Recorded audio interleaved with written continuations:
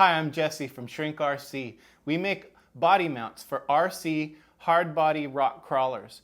This is my latest build and I was going to share some details about it with you. You might call this a rebuild. If you've watched our videos, then you know that a while back I had a Vanquish Pro with an Xtracab on it. It was also bedless style, but that one wound up getting replaced with a Mojave 4-door. And I ran it with the Mojave 4-door for quite a while, and then I took that Mojave 4-door body and I put it on my new Axial Pro. So I was missing my Xtracab, and I decided this time to build a flatbed. So I'm going to walk you through some of the things that I did on this build and help you learn about how you could do something like this yourself. Here's the truck. Let me show you some details of it. Here's the front end. There's what it looks like from that side. And that side. That's what it looks like in the back. And there's what it looks like on top. So this is one of my favorite combinations. I'm a big fan of the Vanquish chassis because they have a low forward motor position and it makes it relatively easy to fit hard bodies on these. This is a RC four-wheel drive Xtracab. I built it without the bed that it comes with, and as you can see, I put the lower back in it so that it has a completely filled in back. That lower back comes with the kit when you buy an RC four-wheel drive Xtracab. You don't have to buy that separately. They give you that as an option. So I went ahead and glued that in. To glue that in, I used JB plastic weld, the clear yellow color. And I use that because it's meant for bonding plastic to plastic. You can use it as a filler and you can sand it and it sands like plastic. So it makes it really easy to work with. In fact, I used it to glue both of the doors on and the hood on so that I could ditch all of the hinges and magnets that are normally involved with this and also give the body a little bit of extra strength. This body has some thin spots on it as it comes from RC four-wheel drive, and if you bang on it really hard, you can break it. If you're more careful, of course, you won't. But by gluing in the doors like this, I've actually given some added strength to the whole structure as well. That driver is Benjamin. He's a Star Trek character, and he fit in there just right once I cut his legs off and part of his hips. It's normally what I do with these little figures. I'll take the legs completely off, and then there's a little piece of like lower body section that still makes the body sit up too high. So I'll go and take a hacksaw and cut off that lower section. Then I will take their empty pants, glue their pants down onto the seat, and then glue the upper body down on top of the pants. And that gets me a pretty good height. I think I wound up maybe just a little bit tall with him. I probably should have cut off a little bit more of his waist, but he's in there now and he's going to enjoy the ride. You can see I used basically the stock fenders up front, the stock bumpers, stock grille. I did go and strip these chrome parts and repainted them black. I wanted to talk to you a little bit about how I did that. To strip plastic chrome parts, what you want to do is get some easy off oven cleaner and a bag. Take your plastic parts, put them inside the bag, spray a bunch of easy off oven cleaner in there, get it all soaked around, seal up the bag, and just let it sit overnight. And what you'll find is that in the morning you can come back and run those parts under the faucet and the chrome will just wash off for the most part. You might use a little plastic brush, try to get into the nooks and crannies. If it doesn't all come off on the first try, you can put it all back in there and do it again. The easy off won't hurt your plastic parts. It'll just strip all of the chrome off.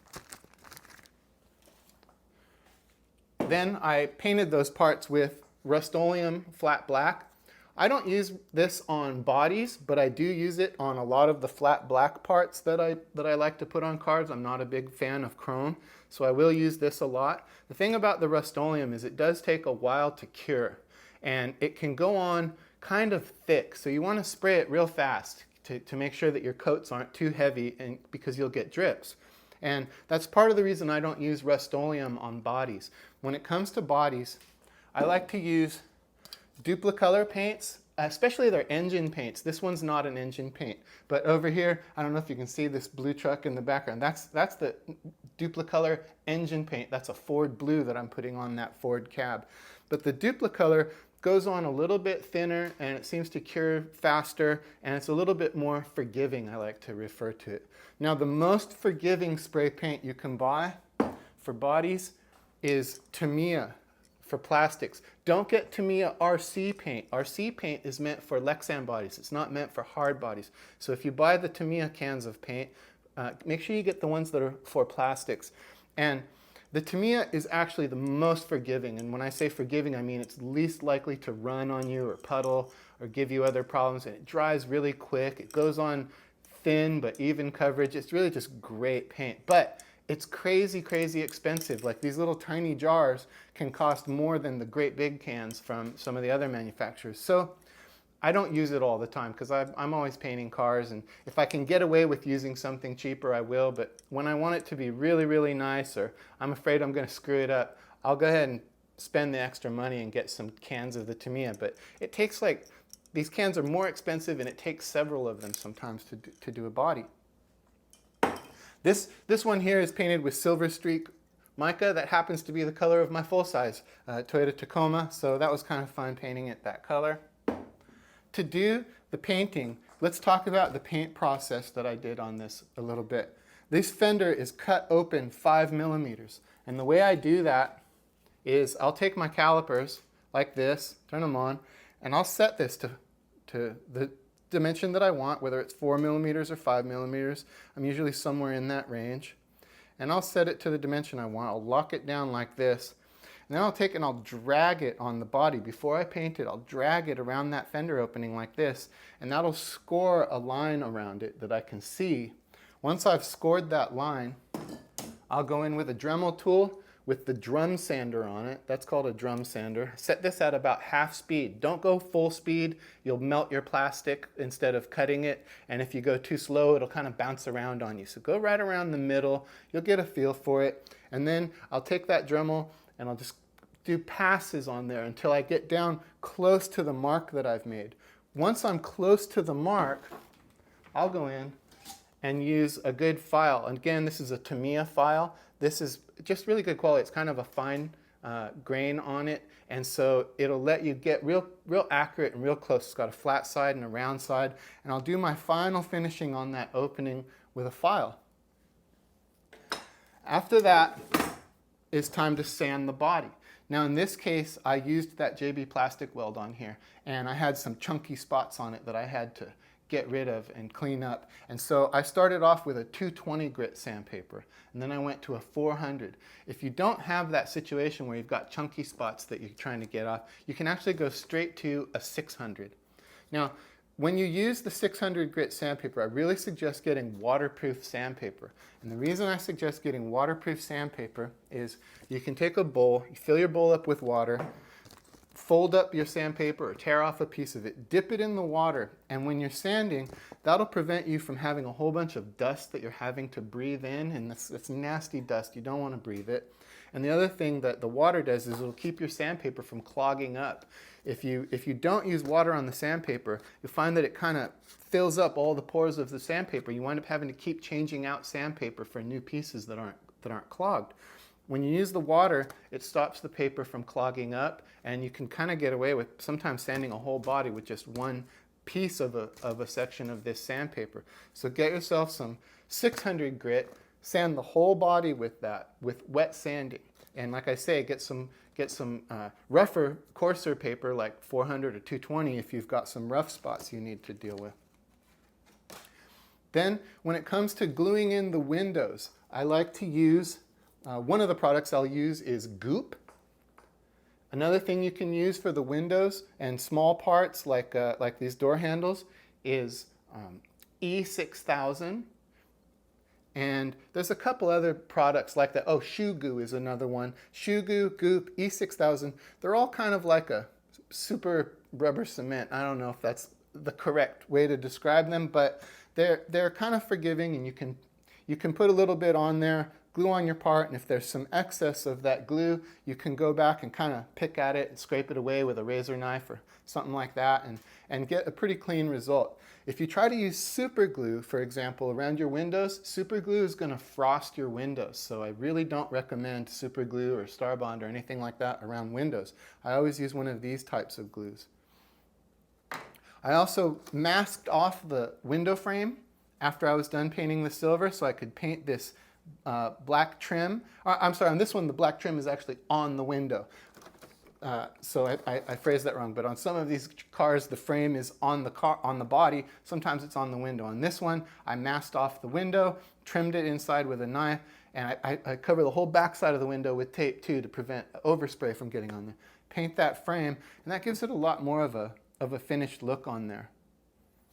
When it comes to the stickers, these are some of the stickers that are included with the kit. And again, I didn't just put them on the way they come. I went in with a razor, a X-Acto razor, and I trimmed that right to the edge of the graphic. And I do that so that you don't see kind of that extra bit of clear with an edge on it. That, you know, you'll see an edge kind of out here if you use the whole piece of decal the way it comes. But I wanted those decals to look really, really sharp and clean the way they do on the real trucks. I did reuse a chassis that I already had, Vanquish Pro. That's why you see dirt and scratches and such on here.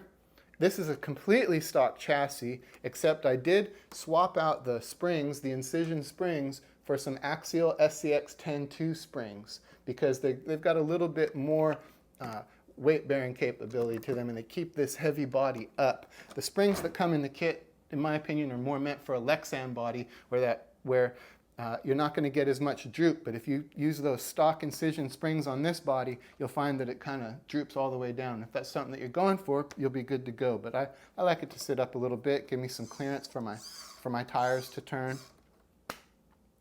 This is a bed that I had made at Send Cut Send. I made a little DXF file and sent that bed and had it made. Then I printed up these fender flares and put them on there. So this is my flat bed. In Australia, they call these tray backs. And I guess if this was a right-hand drive, I could pretend it was an Australian truck, but it's not. It's an American truck, so it's a flatbed. Stuck a couple little items on the bed to give it a little bit of scale character. These lights back here, those lights I found on Amazon, they're really inexpensive. I didn't even wire them. I just have them on there for looks, and so it looked more finished on the back. I did paint these tail lights. They were clear the way they came, and I also painted these. These come clear from the kit, so you need to paint them, and I wanted to talk about the paint I used on that. Unlike spray paint, which you want to shake spray paint like crazy. Warm it up in a hot bowl of water. Take some hot water, put it in a bowl, set your can in there, leave it in there for a minute or so, and then shake the can until it just seems like you're just shaking it till it's ridiculous. That's how much I shake spray cans. But when it comes to the paint that I use on these turn signals and tail lights, I don't shake it. I use acrylic paint. And if you shake this paint, you'll get bubbles in it, and it's terrible, and you cannot get the bubbles out. Don't shake this paint. It doesn't need to be shaked. Then I'll take a brush like this, dip it in there, put kind of a generous amount on there. With the turn signals, I paint the back side of them. When it came to these lights, I couldn't get to the back side, so I actually painted the front side and just kind of drip it on there. Get a good thick coat on there and swirl it around with the brush. Do it really fast. Get it on, cover the whole area really fast, and just let it sit there face side up for a minute, and it'll start to harden pretty quickly. This acrylic paint dries pretty fast. If you screw up, you can use soap and water to get that off. You might not even need soap, I guess. You could just use water to get it off if you get too much on there, and try over again. But put a nice thick amount on there, spread it around, and it'll even itself out. And you can see I didn't shake it, and I don't have any air bubbles on there. Here's my turn signal up front. The wheels and tires are ones that I've had on this chassis for quite a long time. These are Vanquish Method 1.9 wheels. The tires are 4.19 tires. Almost all of the hard bodies, you're going to need to put 4.19 or smaller tires on them unless you want to do serious cutting. You know, a lot of the kits come with like 4.75 tires. And when you try to run a tire that's that big, you wind up having to cut out a huge section of the body. And you can look for my video on the Axial Pro with the yellow Mojave 4-door if you want to see what that looks like, where I actually did some major cutting so I could fit those big 4.75-inch tires. Let's take this body off now that I've kind of shown you the outside, and I can show you what I did on the inside. Get yourself an electric screwdriver like this. It's really handy. Instead of using a big drill, which is easy to over torque your screws, I like to use an electric screwdriver like this because you can actually feel how it's torquing in your hand like a manual screwdriver, and you can kind of regulate it so you don't over torque when you tighten stuff down. Taking this off so I can show you the cuts that I needed to make in the interior to get it to fit over the transmission. You can see this kind of bell shape of the transmission there, and here you can see where I cut out that whole bell. I cut a little bit of the back of the dash here, and then I actually screwed down a piece of plastic over this section here so that I could cover it because I could get away with it. And this hole is where this little bit of transmission sticks through when you go in and you put that on. I've got the back totally unsupported on here. I do that on a lot of my builds just because it winds up working out that way sometimes. In this case, I didn't want the weight of the back seats and all that extra plastic back here. I was really trying to keep this body as light as possible. In fact, I trimmed away a lot of the firewall here on the body. As you know, I cut the fenders open, and I even went off and trimmed out there's a magnet that comes pre-installed inside this hood from the factory, and I cut that all out. I'm really trying to keep the weight down on this. The little metal brackets that go here to the grill, all cut out, all removed. And that's what the interior of that looks like. And then here you can see my layout. I lowered the battery tray back here a little bit. I put some standoffs on it and stuck it in a spot that's nice and low there. That fits under the back area there. Here's our mounts for the Xtracab. And when you use our mounts for the Xtracab and the Mojave 4-door, those go on the insides of the tabs. You leave these stock side plates on here. There's these two ears here, and then you take this bracket and you put it inside the ears like that, and the screws go in from the inside. You need to remove the plates to do that. Here I've got a big old speed controller on here, and that does fit under the seats once these wires are smashed down a little bit like that. These days I'm a real fan of the Fusion motors, which have the speed controller built into the motor, and that buys you a lot of space. Got a Castle motor in this one. I built this before the Fusions were first out, so it wasn't available. You know, I think they were out, but they had a longer can to them and it didn't fit very well. But the latest Fusions have a nice short can, and I understand it fits fine up in there.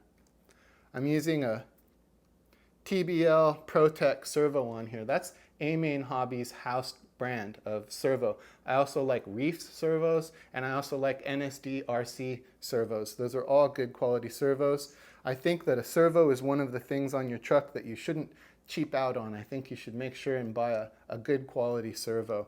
ShrinkRC actually came out with a budget servo recently that I've put in a couple trucks, and I still haven't had a chance to try it, but I already know it's going to be great. I really trust their products, and I'll put a link to them in the video.